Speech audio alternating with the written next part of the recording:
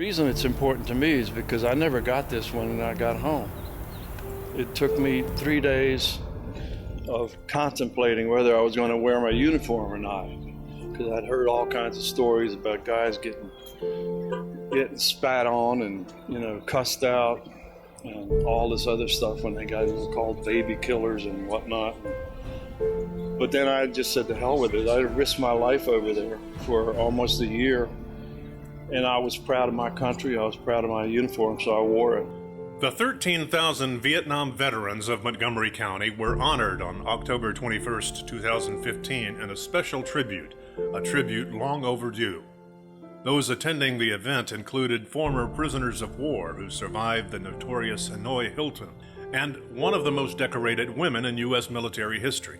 And this special Honor and Gratitude program at the universities at Shady Grove in Rockville was the first major event honoring our county's veterans since the war ended some 40 years ago. I want to welcome you to what is a very, very special day. The war in Vietnam ended 40 years ago, and it is fair to say today's gathering is long overdue, because our purpose here is very clear and very simple. This was an opportune moment to thank these courageous county residents, to express our deep appreciation to them. We have 5 former prisoners of war who served in Vietnam, who were imprisoned for many years, some of them as many as 7 years in prison. We're glad that they're home, that they've made such a substantial contribution to our community, and we do our very best to honor their service every day. Now these fellows in front of me, Fred, Mike, Hubie, Larry, I know what every one of them is thinking. I'm glad it's you up there, Everett, not me. I was the first one shot down in the Tonkin Gulf as a result of the Tonkin Gulf incident. So I was the first American occupant of the prison complex that we later called the Hanoi Hilton.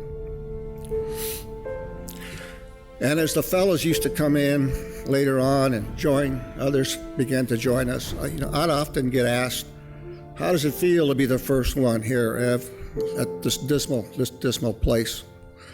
And I would always try to tease them and say, well, if you wanted to get a good room, you had to come early. The fellows that we were there with were just everyone so willing to help the other guy, to keep everybody alive, keep them as happy as possible, and just keep them in the best state of mind possible under those conditions.